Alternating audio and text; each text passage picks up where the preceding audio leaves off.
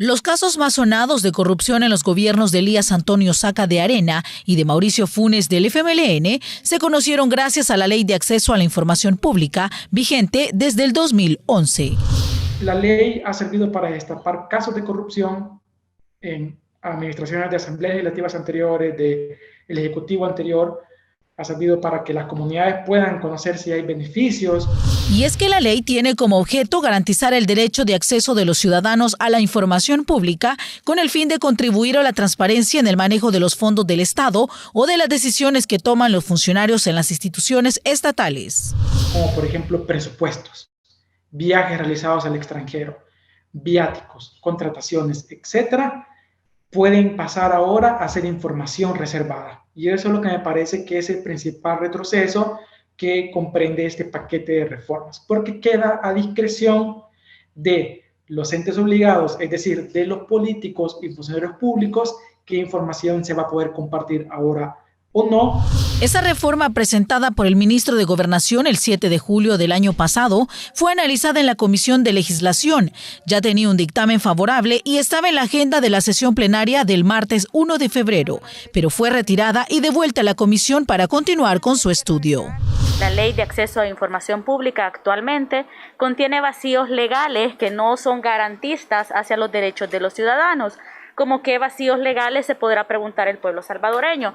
Por ejemplo, los plazos que establece la Ley de Procedimientos Administrativos son plazos completamente diferentes a lo que establece ya el cuerpo normativo de la Ley de Acceso a la Información Pública. Las entidades del Estado manejan información reservada y oficiosa. La información oficiosa es aquella que las instituciones de Estado están obligadas a difundir al público en sitios web oficiales sin necesidad de ser solicitadas directamente, como por ejemplo listado de viajes, salarios, contrataciones y adquisiciones, informes contables de las instituciones, entre otras. Las reformas darían facultades a los funcionarios para que declare como información reservada algo que debería ser oficioso o público. Cuando se refiere al tema de información oficiosa, por ejemplo, en el órgano legislativo, los dictámenes que se emiten, por quiénes son firmados, podríamos estar viendo el tema de las contrataciones también. En el órgano ejecutivo, pues podríamos, un ejemplo que podemos poner es cuánto costó el viaje a Europa que tuvo el presidente de la República, por ejemplo. Son informaciones que nosotros no vamos a poder tener. Están limitando a la ciudadanía una vez más a un espacio democrático en el ejercicio pleno de sus derechos, que es el derecho a informarse, a conocer. Por eso, cuando la reforma fue retirada del Pleno, la oposición lo vio como algo positivo.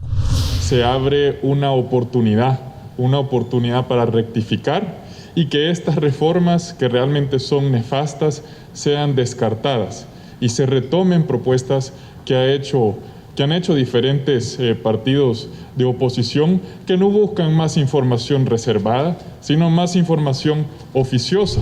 Además, el proyecto de reformas a la Ley de Acceso a la Información Pública establece sanciones a particulares como periodistas y generadores de opinión, lo mismo que a funcionarios y empleados públicos que sustraigan, oculten o alteren la información o que entreguen y difundan datos reservados, lo cual podría contradecir el espíritu con el que fue aprobada la ley hace una década.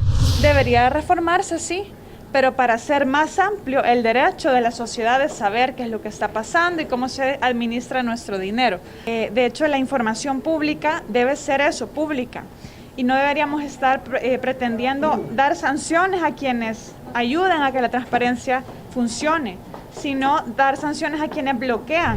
Actualmente la ley establece los requisitos que debe cumplir una información pública para que pase a ser reservada, pero según activistas por la transparencia, la reforma no coincide con el objeto de esta ley. Esa información que se detalla en la ley como oficiosa, de ninguna manera va a significar que compromete el funcionamiento de las instituciones. Tampoco significa que se revele información confidencial, ¿ya? Tampoco se compromete la seguridad nacional, no se compromete el desarrollo de un proceso. ¿Cuáles serían entonces las consecuencias si se aprueban las reformas presentadas por el gobierno? se le va a dar la potestad al funcionario de El Salvador para que él pueda decir, no, esa información no puede seguir siendo oficiosa, entonces la vamos a convertir en información reservada. Ahora en día va a ser aún mucho más difícil y prácticamente va a ser imposible, porque ninguna ley va a estar obligando al Estado a rendir cuentas. Con imágenes de Kevin Méndez y edición de Josué Campos para El Noticiero, Yesenia Aguilar.